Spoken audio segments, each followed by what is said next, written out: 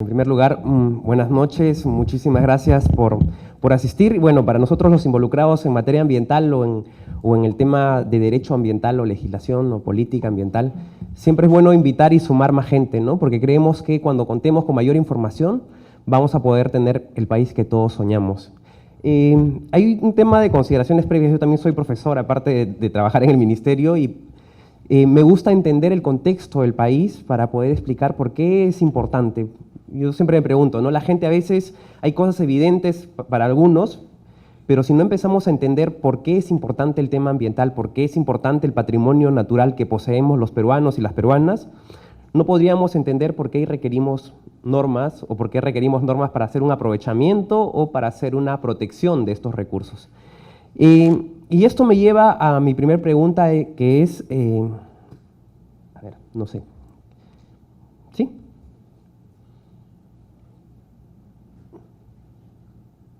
Bueno, entonces mientras arreglan las imágenes, una primera pregunta que yo siempre me hago es, ¿qué tiene el Perú que nos hace distintos del resto del país, de los países del mundo, digo, ¿no? ¿Qué hace que el Perú pueda ser un país privilegiado, distinto? No sé, quizá tenemos los hidrocarburos del mundo que mueven las principales economías, tenemos los recursos minerales, ¿no?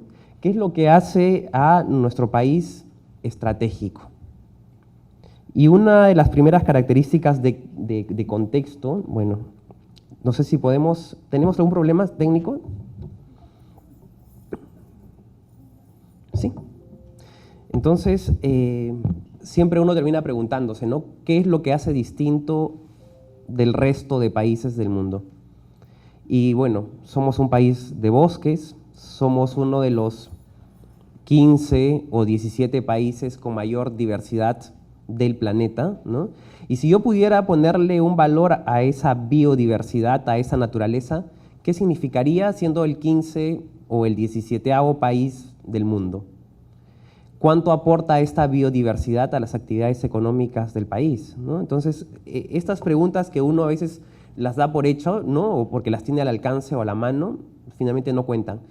Y algo que también provee la naturaleza, yo siempre cuando, por ejemplo, veo un bosque, digo, para mí un bosque es una multinacional, ¿no?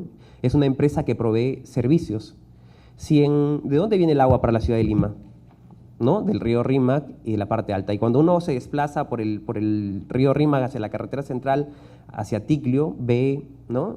Desagües que terminan en el río Rímac, ve pasivos ambientales mineros al costado del río Rímac. Entonces, preguntaba, por ejemplo, a la gente de Sedapal, ¿cuánto se paga anualmente para descontaminar el agua? Cerca de $300 millones. Entonces me decían, ese costo tenemos que asignar para descontaminar el agua del río Rímac.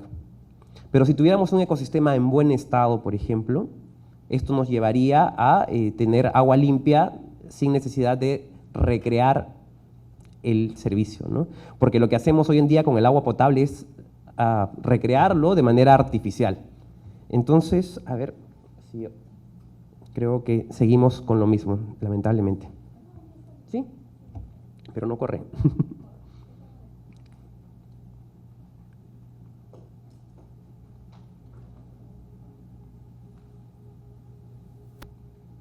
Ya, esta era mi pregunta, si éramos un país estratégico, ¿no? Entonces yo decía, bueno, 15 o 17 país con mayor diversidad biológica, y estos son los países megadiversos del mundo, ¿no? Bueno, Colombia, Ecuador, Perú, Brasil, los más cercanos, México.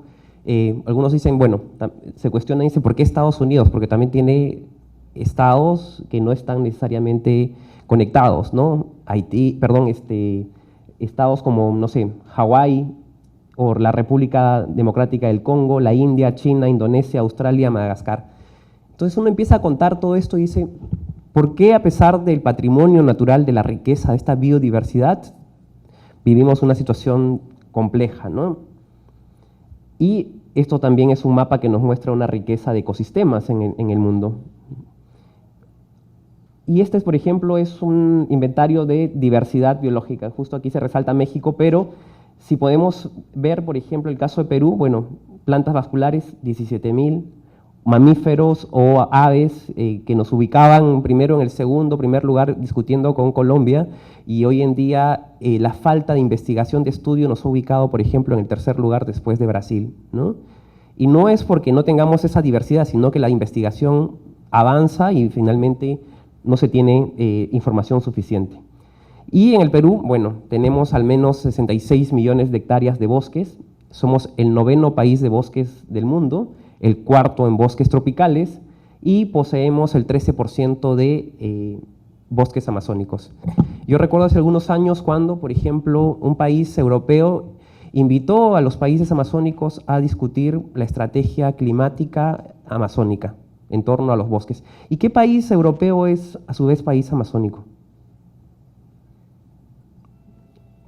Guyana Francesa, muy bien, ¿no? Francia.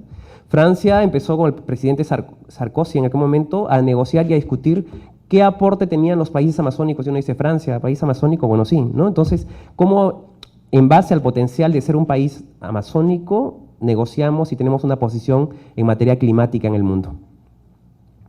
Y bueno, normalmente, yo soy amazónico, pero normalmente cuando uno habla de bosques se piensa que son los bosques solamente los encontramos en la Amazonía, y no es cierto, ¿no? Tenemos bosques secos en la costa norte, los manglares, bosques secos de la costa norte, bosques secos interandinos, bosques andinos, el bosque tropical de Tumbes, que es un ecosistema único, especial y que está dentro de nuestro Sistema Nacional de Áreas Naturales Protegidas en lo que es el Parque Nacional Cerros de Motape, perdón, ¿no? Y luego tenemos los bosques de la selva alta, este es mi ecosistema, los bosques de la selva baja, ¿no? Y una característica importante es que en nuestro país tiene una innegable vocación forestal, ¿no? Sin lugar a dudas, el tema forestal es un tema importante, ¿no? Las superficies de bosques naturales nos indican ello, tiene una importancia estratégica para generar riqueza, empleo en el país, ¿no? Que hasta el presente no ha sido aprovechado en toda su capacidad económica, social y ambiental. Y en el marco de la globalización, ¿no? Nuestros bosques juegan un rol fundamental, ¿no? Y van a seguir jugando un rol fundamental para generar no solo bienes, sino también para mitigar los efectos del cambio climático, que cada día son más evidentes. Entonces, desde el derecho ambiental, ¿cómo puedo yo enfrentar o favorecer el mantener el bosque en pie en vez de talarlos o de solo ver madera y no servicios que brindan estas multinacionales que podríamos decir que son nuestros bosques? Y ese gran reto, el reto nuestro, de nuestra generación, es mantener estos bosques en pie, manejarlos, aprovechar las ventajas que ofrecen en el marco de los servicios ambientales. Y el Perú hoy en día también tiene ya una ley que permite el aprovechamiento de los servicios ambientales, ¿no? La Ley de Mecanismos de Retribución por Servicios Ecosistémicos, que fue aprobada el año 2014 y que yo tuve el honor de trabajar en ese momento con la Comisión de Ambiente del Congreso en ese proceso. Otro tema importante es que disponemos de un importante capital natural para la provisión de estos servicios ambientales, que incluyen el patrimonio forestal, pero que también tenemos recursos marinos únicos e importantes. Todos los mares del mundo han sido explotados o sobreexplotados, ¿no? Y el Perú tiene uno de los mares más ricos, o el segundo mar más rico después del mar de Namibia. Eso también nos muestra una característica importante a considerar, ¿no? Entonces, otro gran tema son los recursos genéticos, y también estos bosques que constituyen sumideros de carbono. Entonces, servicios ambientales o servicios que proveen los bosques son la conservación de la biodiversidad, son hábitat de los pueblos indígenas, son sumidero de carbono, reciclan el CO2, regulan el ciclo del agua y la regulación de la temperatura ambiental. Yo cuando también hablo de bosques digo, no podemos imaginarnos pueblos indígenas sin bosque, ¿no? Y el caso más lamentable y triste a veces cuando uno ve Madre de Dios, tenemos 11 comunidades nativas con actividad de minería informal y en algunos casos ilegal, que han depredado totalmente el bosque. Y digo, ¿cómo puede ser o cuál es el mecanismo de vinculación de este pueblo indígena con la naturaleza si ya no tienen bosque? Y eso podremos verlo también el día que tengamos al procurador hablando de justicia y delitos ambientales, ¿no? Bueno, estas son las extensiones de bosques que tenemos en el Perú y actualmente el Ministerio del Ambiente tiene el Programa Nacional de Conservación de Bosques para la Mitigación del Cambio Climático, ¿no? Entonces, 54 millones de hectáreas categorizadas dentro de nuestro Sistema Nacional de Áreas Naturales Protegidas, en áreas de conservación regional administradas por los gobiernos subnacionales, en áreas de conservación privadas, donde los privados deciden apostar y conservar parte de sus tierras, ¿no? Y cederlas a la conservación, concesiones de conservación, bueno, tierras de comunidades nativas y tierras de comunidades campesinas, concesiones de ecoturismo, reservas territoriales para indígenas en aislamiento o en contacto inicial, y tenemos cerca de 2 millones de hectáreas también ahí, bosques de producción permanente y bosques de producción permanente en reserva. Esto nos muestra y nos lleva más o menos a cerca de 54 millones de hectáreas de bosques, que es la meta de nuestro Programa Nacional de Conservación de Bosques, que es el programa más ambicioso que tiene el Estado peruano para mitigar los efectos del cambio climático. El otro gran tema es que somos un país pluricultural, ¿no? Más de 14 familias etnolingüísticas y 72 grupos étnicos. Estas culturas son centros importantes de los conocimientos tradicionales. Y si quisiéramos hablar del derecho ambiental, podemos decir que el Perú ha sido el primer país del mundo en proteger los conocimientos colectivos de los pueblos indígenas, y tenemos una ley del año 2002, es la Ley de Protección de los Conocimientos Tradicionales de los Pueblos Indígenas. Nuestra agencia de patentes, o el INDECOPI, tiene un registro que permite proteger estos conocimientos. Son 3 tipos de registros, ¿no? El registro público, todos sabemos para qué se usa la sangre de grado o de drago, o la uña de gato. Esos conocimientos también están registrados en el INDECOPI. Hay un registro confidencial donde los chamanes o los cornechas, como diríamos en mi pueblo, en el caso Yanesha, ¿no? Mantienen estos conocimientos de manera reservada y no es de acceso público. Y un tipo de registro que también permita mantener constancia de que se conoce, se tiene conocimiento de esa propiedad de plantas o animales, que se puede inscribir dentro de la misma comunidad en un libro de actas, ¿no? De manera en el idioma de la comunidad. Y uno dirá, ¿pero para qué sirve el registro de este conocimiento? ¿No? Sucede que ya hemos pasado varios casos donde empresas farmacéuticas extranjeras han registrado, por ejemplo, la ayahuasca, han registrado la maca, y los poseedores de esos conocimientos o de estos recursos no pueden no pueden utilizarla porque ya ha sido patentado en sistemas normativos distintos al nuestro, como podría ser en los Estados Unidos. Este registro permite que el Estado peruano pueda oponerse a hacer este registro en cualquier país, porque dicen, yo ya lo tenía registrado en mi registro de conocimientos, ¿no? Entonces el derecho también, en este caso de los conocimientos tradicionales, juega un rol fundamental. Entonces, y muchas veces se dice también que en el Perú no se hace ciencia, no se hace tecnología, y nuestros pueblos indígenas, los pueblos indígenas del Perú, han desarrollado ciencia, ¿no? Entonces uno dice, ¿cuántos años de ciencia y desarrollo? Yo siempre también a veces soy agricultor, ¿no? Caficultor, y en mi chacra a veces vi una especie de papaya silvestre, ¿no? Y una papaya silvestre es un árbol tan grande que tiene semillas tan anchas que uno dice, ¿y cómo llegamos de esa papaya silvestre a una papaya como la tenemos hoy en día, ¿no? Entonces los antiguos peruanos hicieron prueba y error, probaron y se equivocaron y volvieron a seguir probando, y nos permitieron tener lo que hoy en día tenemos, ¿no? Centro de domesticación de papas, de granos andinos, ¿no? Y este trabajo ha demorado cientos, ¿no? Por no decir miles de años, más de 10.000 años de domesticación en los Andes y también en la Amazonía. Este es el mapa que nos muestra, ¿no? El mapa etnolingüístico del Perú, que nos muestra que somos un país complejo, pluricultural, y en base a ello también las normas deben de alguna manera generarse los mecanismos para conservar, pero también mecanismos que nos permitan tener una educación homogénea como un Estado único, pero también con un Estado con sus complejidades y que requiere una atención diferenciada. Entonces, el otro gran tema, cuando me dicen, tú eres peruano, ¿por qué eres distinto al resto del mundo?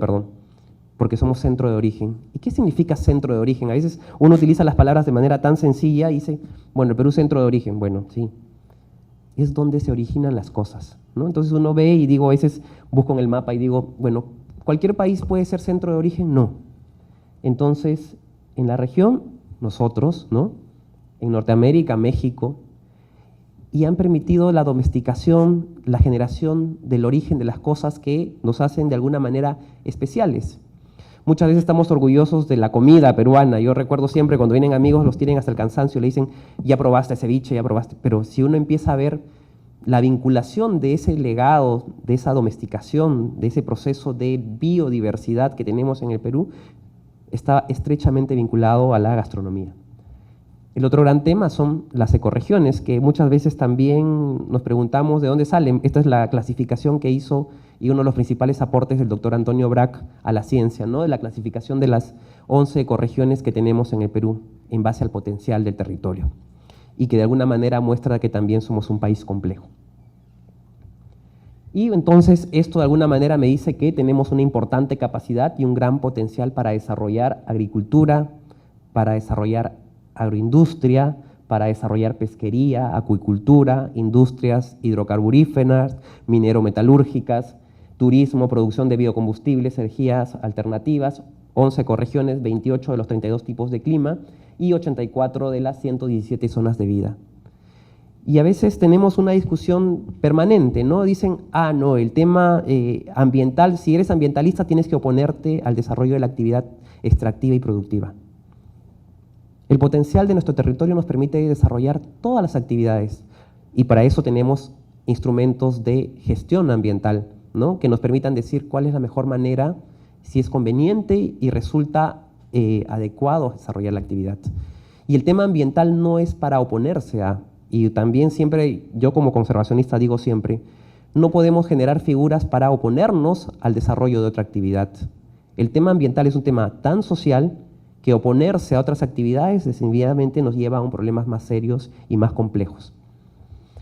Estos son nuestros récords mundiales, ¿no? Mariposas, 3.000 especies, aves, 1.800, orquídeas, 4.000 especies, siendo el primer lugar en el mundo. O mamíferos, 515, anfibios, 449, plantas, 25.000. Y uno empieza a discutir y a veces yo pregunto, ¿no? A mis alumnos también les digo, ¿tenemos una industria de orquídeas desarrollada en el país? ¿El negocio del avistamiento de aves o birdwatching es importante en el país? ¿No? ¿O hemos aprovechado o descubierto todos los aportes o los principios activos que podrían tener los anfibios en el Perú? No, yo siempre saco también en las discusiones el tema del acceso a los recursos genéticos, ¿no? Yo menciono siempre este ejemplo porque ha sido mi tesis de abogado. Y mi tesis de abogado fue sobre acceso a recursos genéticos y conocimientos tradicionales, ¿no? Entonces, en el Perú no teníamos un reglamento que permita a las compañías farmacéuticas, por ejemplo, extraer ese principio, llevárselo y patentarlo.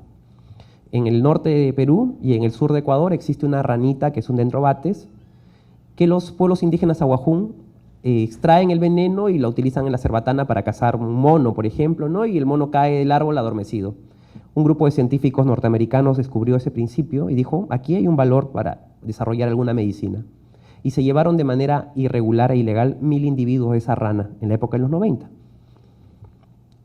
¿Y saben qué salió de esa ranita? La ranitidina, ¿no? Que es una medicina que usamos todos para la gastritis, por ejemplo, ¿no? Entonces yo decía, bueno, si se llevan tan gratuitamente los recursos genéticos y no hay un procedimiento legal para proteger eso, necesitamos tener una norma que permita que las compañías farmacéuticas vengan, colecten de manera legal ese conocimiento tradicional, ese principio activo, y luego se lo lleven, pero que distribuyan los beneficios con los países como el nuestro, que distribuyan esos beneficios con la población local. Y hoy en día tenemos el reglamento de acceso a los recursos genéticos, el Perú ha suscrito contratos de acceso, pero todavía requerimos seguir desarrollando mucho más esto. Entonces, para mí todo este patrimonio natural, toda esta biodiversidad, y podemos decir que somos megadiversos, constituye un gran reto, ¿no? Pero un reto que a veces cuando uno habla del tema ambiental dicen, existe el Ministerio del Ambiente.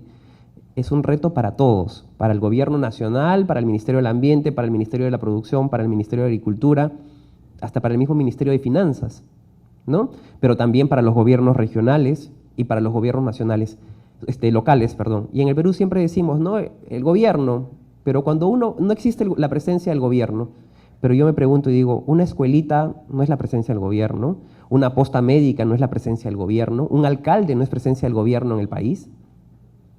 Si cada quien asumiera el rol que le toca y el mandato está ahí, otra sería la historia de nuestro país. Y parte de eso es dar a conocer las normas.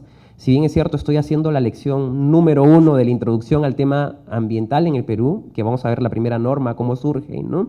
Más adelante, también está el tema del Sistema Nacional de Gestión Ambiental, que nos dice quién es el ente rector, pero cómo se articula esto en las autoridades regionales, en las autoridades locales. Yo recuerdo también mucho el tema, por ejemplo, de estos famosos cortes de árboles en los parques, ¿no? Y yo recuerdo también la exigencia de la población que decía, ¿dónde está el Ministerio del Ambiente? Como si el Ministerio del Ambiente, no sé, pues decían, arboricidio, ¿no?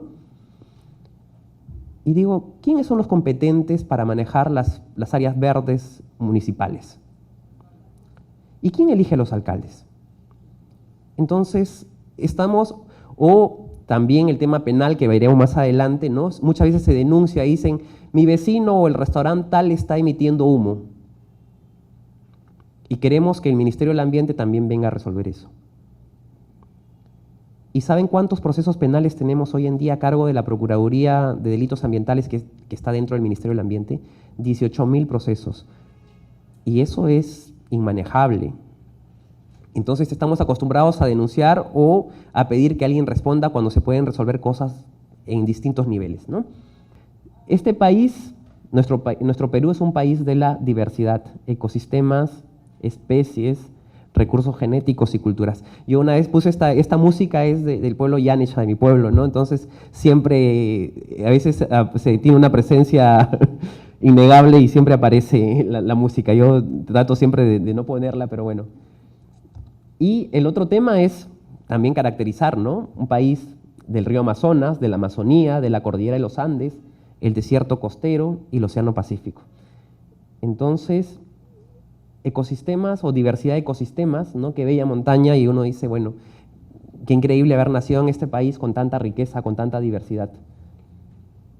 Un país megadiverso, ¿no? Orquídeas, la pábali blanca y la vicuña, que son especies donde el Perú ha dado aportes al mundo, de recuperar especies que estaban en extinción. O esta que es naranjilla, que es una fruta que muy poco conocida, pero que también tiene un potencial tremendo para la agroindustria y es cultivado, por ejemplo, en mi provincia, ¿no? Y aquí algo importante, ¿no? ¿Qué es algo que nos distingue a los peruanos? Y esto es un elemento fundamental, ¿no? De todos los peruanos, el escudo nacional. Y si uno se empieza a analizar y dice, ¿qué cosas están representadas en ese símbolo máximo de los peruanos? La vicuña y el árbol de la quina. Y a veces uno dice, ¿cómo puedo querer algo si no conozco? Quizá hemos visto una vicuña, para mí es uno de los animales más bellos que hay en la tierra, ¿no? De patitas finas, muy delicada, tiene la segunda fibra más fina del mundo, pero la fibra más cara, es sobre $500 el kilo de fibra de vicuña, y que ha sido salvada de la extinción, porque el año los 70 teníamos cerca de 2.000 ejemplares, y estaba prohibido el comercio de la fibra de vicuña por eso, ¿no? Y hoy en día tenemos cerca de 200.000 individuos a nivel nacional y se permite la comercialización, y esta fibra de vicuña es extraída, manejada adecuadamente en gran medida y exportada. Yo conozco muy poca gente que tiene una prenda de vicuña. Una prenda de vicuña puede valer sobre los 10.000 soles, ¿no? O dólares, perdón. Y el otro tema es el árbol de la quina, ¿no? Que es donde se extrajo la quinina para curar la malaria en el mundo. Se llevó también las semillas de la quina y se empezó a sembrar en el África. Entonces, y también muy poca gente en su vida ha visto un árbol de la quina, que son los símbolos máximos de nuestra identidad como peruanos, la flora y la fauna, ¿no? Y a mí la vicuña siempre me parece un tema importante porque ya veremos más adelante, pero fue la primera norma ambiental que se dio en el país, la protección de la vicuña, el año 1821. Bolívar en Cusco da una norma, una ley donde sanciona a quien mate a una vicuña y ordena que de alguna manera se sancione a quien extraiga de manera ilegal esta fibra tan fina, ¿no? Y uno también empieza a investigar, ¿no? A mí me gusta un poco la historia, entonces uno empieza a revisar la historia y dice, me regalaron hace un tiempo el libro de los relatos del Inca Garcilaso de la Vega. Entonces yo me preguntaba, ¿por qué, por ejemplo, la vicuña llegó casi a la extinción? Y con la llegada de los españoles trajeron animales que tenían ciertas enfermedades, ¿no? Entonces la población empezó a decaer. Y en el relato del Inca Garcilaso de la Vega se señala claramente que la fibra de vicuña era para vestir a la realeza y que estaba prohibido, por ejemplo, extraer la lana de las vicuñas bebé. Entonces, ciertas características que a uno le hacen entender también el porqué de esta especie única y emblemática para todos los peruanos. Bueno, culturas milenarias, 8.500 kilómetros de mar, 3.080 kilómetros de costa, ¿no? Desiertos, montañas, cumbres nevadas, bosques de neblina, esta es mi provincia, mi ciudad, bosques tropicales y nuestras áreas naturales protegidas. Muy pocas veces entendemos el sistema de áreas naturales protegidas porque no las conocemos, ¿no? Y yo también siempre hago mi encuesta, digo, ¿cuántas áreas naturales protegidas conocemos? A veces hemos dedicado a recorrer el mundo y no conocer lo nuestro. Entonces, ¿cómo puedo yo querer algo si no lo conozco? ¿Cómo puedo querer trabajar o proteger algo que no conozco? ¿No? Entonces, son las joyas de los peruanos y al mundo, 19 millones de hectáreas, un sistema que incluye áreas únicas e importantes, ¿no? Paracas, Huascarán, El Manu, Titicaca, Pacaya Samiria, Tambopata, que es una de las áreas que ha tenido mayor visitas en los últimos tiempos, que ha incrementado, ¿no? Cerca de 45.000 visitas el año 2016, por ejemplo, ¿no? Y que es una de las actividades económicas sostenibles más importantes para la región Madre de Dios, por ejemplo. Este es el mapa de nuestro sistema, no voy a ahondar mucho en él, y el mar, ¿no? Tenemos el mar frío y el mar cálido, que es la mayor reserva de proteínas marinas del mundo, ¿no? Y el mar peruano es un área estratégica para el siglo nuestro, ¿no? Por ser una de las últimas reservas de proteínas marinas del planeta. Les decía que después del mar de Namibia tenemos el mar peruano. Y uno a veces alguna vez he visto una imagen satelital de la concentración de barcos pesqueros rusos, chinos, ¿no? En el límite del mar nuestro. Entonces uno dice, bueno, ¿qué tenemos que están ahí esperando, ¿no? O que están pescando. Y el mar frío de la corriente de Humboldt, que es el más productivo y rico del planeta, y también tenemos el mar tropical, ¿no? En el norte. Y hay una mezcla, entonces dice, si es un ecosistema único donde se juntan las aguas frías y las aguas cálidas, algo distinto debe estar ahí, ¿no? Entonces, ¿cuál es el rol? No decir vamos a protegerlas y no permitir que suceda nada, sino que haya un aprovechamiento sostenible que permita generar el crecimiento que todos aspiramos para nuestro país. Y enormes colonias de aves marinas. Bueno, aquí están las aves productoras de guano de isla, ¿no? El guanay, los piqueros, el pelícano, o los lobos marinos, el fino y el chusco, el raro pingüino de Humboldt, ¿no? Que es especie emblemática nuestra también, la nutria o el chungungo. Y bueno, cetáceos, que son ballenas, cachalotes y delfines. Y en el mundo tenemos, por ejemplo, 83 especies, en el Perú 36 de esas 83, perdón. 34 en el mar y 2 en la Amazonía, ¿no? ¿Y cuántos hemos visto, por ejemplo, un delfín rosado, ¿no? Entonces también creo que de alguna manera nos muestra lo que tenemos que aún descubrir si queremos conservar, si queremos hacer un aprovechamiento sostenible. O el mar tropical, manglares y aguas cálidas, fuente de alimentos y de divisas. El bosque seco de la costa norte, que es un ecosistema único, importante, emblemático para nosotros también, que es un centro de endemismos, donde solamente podemos encontrar esas especies en esa zona, ¿no? Y bosques de algarrobos, 3 millones de hectáreas, donde está la algarroba, donde sale la algarrobina, que es miel y gentes que viven de esta planta, y que de alguna manera debemos seguir consolidando no solamente la protección, sino que se transforme el producto en el aprovechamiento de este bien. O en los bosques de tuncho, de ceibo, ¿no? Que es un árbol muy interesante, barrigudo.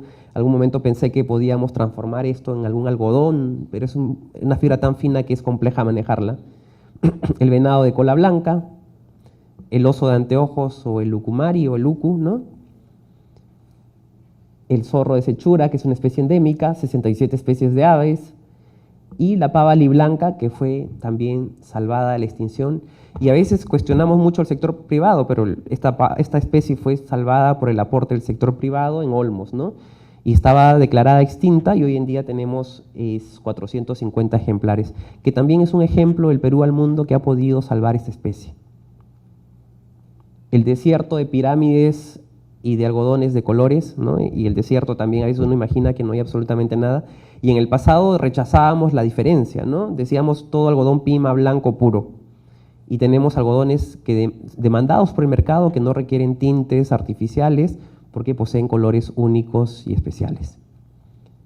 Desiertos y valles agrícolas, bueno, 10.000 años de agricultura, centro de domesticación del algodón, del zapallo, de la chirimoya, del payar, del pepino dulce.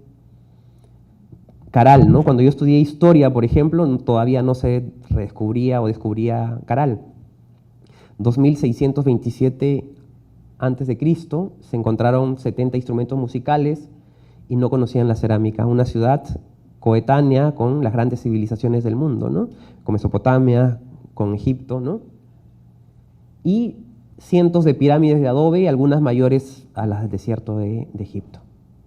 Yo no sé si han tenido oportunidad de visitar estas zonas, pero para mí es uno de los lugares más increíbles. Por ejemplo, nuestro área natural protegida Bosque de Pomac, ¿no? Que es increíble. Dentro del bosque seco tenemos pirámides, y esta es una imagen que tomé hace algunos años, ¿no? Uno se para en el bosque y puede ver las pirámides y el bosque y toda la diversidad única que tiene, casi una imagen de cuento. Pero si no conocemos el sistema, si no conocemos las dinámicas, ¿cómo podemos protegerla o cómo podemos generar actividades que la permitan?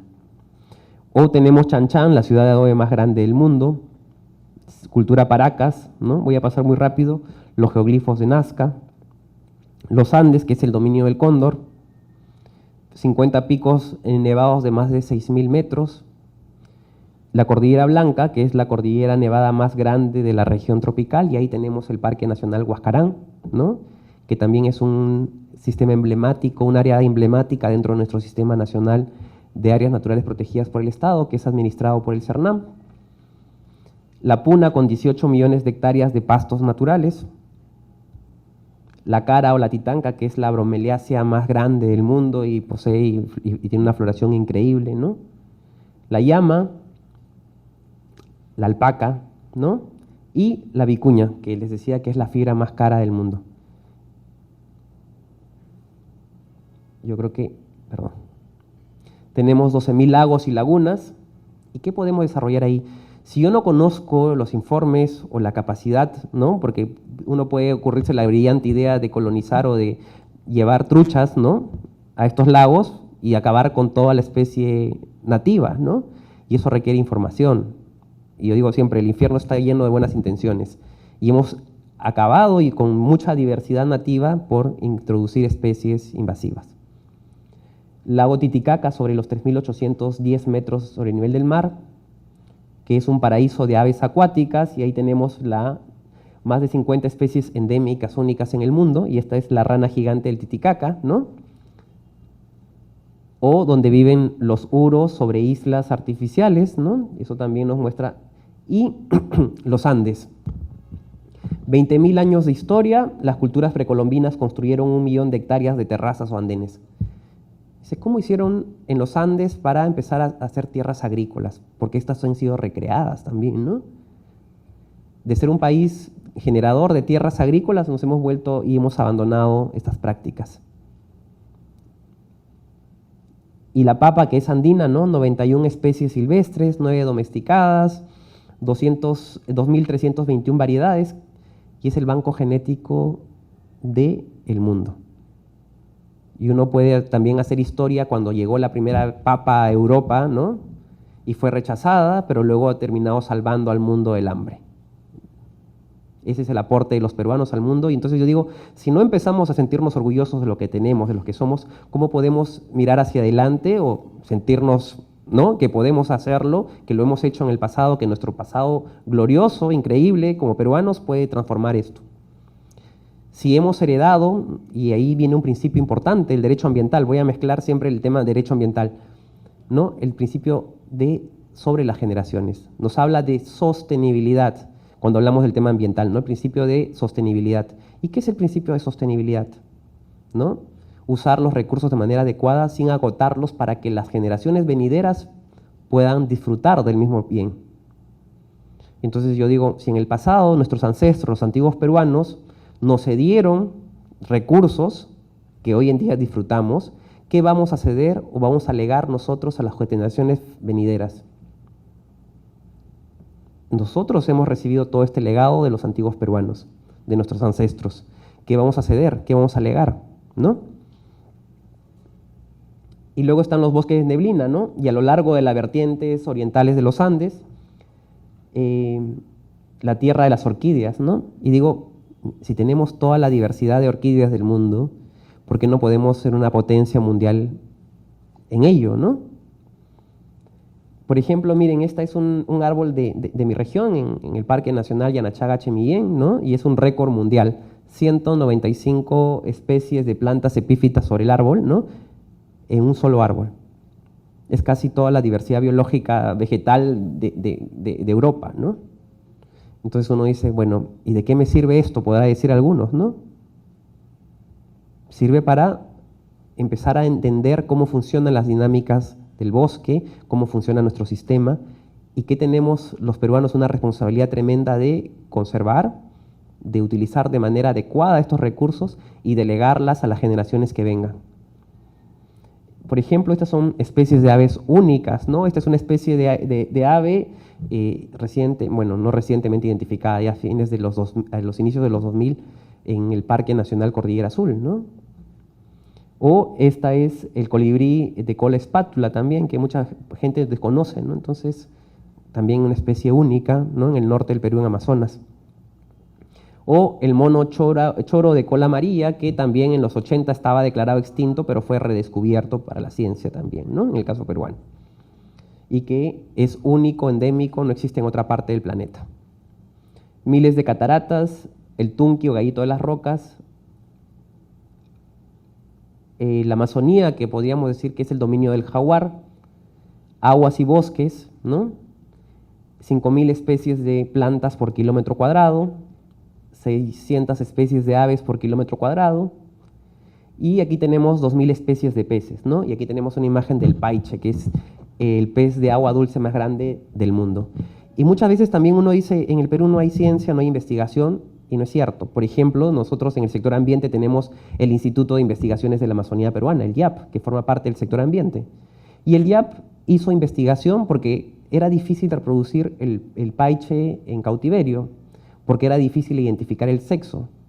Entonces, el IAP hizo una investigación de muchos años y logró sexar hoy en día al paiche, y eso ha permitido generar proyectos de reproducción que hemos compartido con los brasileños, que hemos compartido con los colombianos, y hoy en día se cultiva o se reproduce paiche en grandes empresas en San Martín, por ejemplo, o también en Tumbes. La Universidad de Tumbes está haciendo reproducción de paiche y tiene piscigranjas de paiche, ¿no?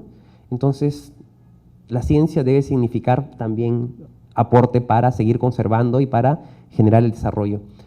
¿Y cómo puedo yo garantizar, por ejemplo, ese conocimiento desarrollado es a través de mecanismos legales, ¿no? Y ahí tenemos varios retos todavía pendientes. O el camu camu, el aguaje, la cocona o la nona, ¿no? Que es el paraíso de frutas nativas, más de 500 especies. Muchas de las frutas amazónicas ni siquiera son conocidas en la ciudad. Y creo que todavía tenemos un potencial tremendo para el boom de la gastronomía, para generar agroindustria en torno a este potencial, ¿no? Y el Perú es una meca para el ecoturismo. Tenemos 60 o 62 a hoy en día, creo que, ecoalbergues en el bosque, ¿no? Que tiene ciertas características para llamarse ecoturismo, con puentes entre las coronas de los árboles, ¿no? Donde uno puede observar una de las aves más bellas, que es el guacamayo también, ¿no? Una de las aves más bellas del mundo para mí es un guacamayo. Entonces, o diversidad de culturas y logros humanos, 46 lenguas indígenas, el quechua, el aymara o el tupe en los Andes, ¿no? Importantes legados arqueológicos que tenemos en el país y que podría ser una ecociudad si quisiéramos ver, por ejemplo, en el caso de Machu Picchu.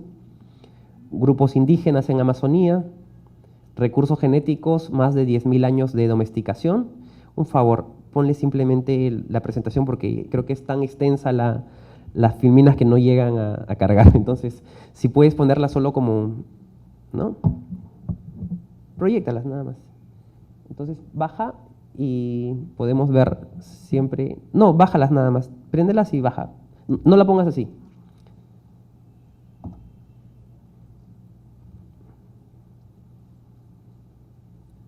Ya, baja nomás ahí, sí. Creo que nos quedamos cerca las... Sí, sí, ahí, baja por... Siguiente, por favor. La siguiente.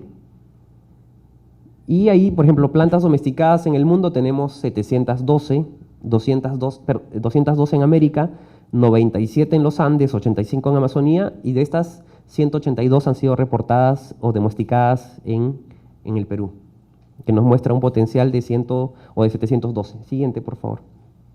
Les decía, zapallos, calabazas y caiguas. Siguiente. Algodones de colores, ¿no? Que no requieren tintes y que también es un potencial, ¿no?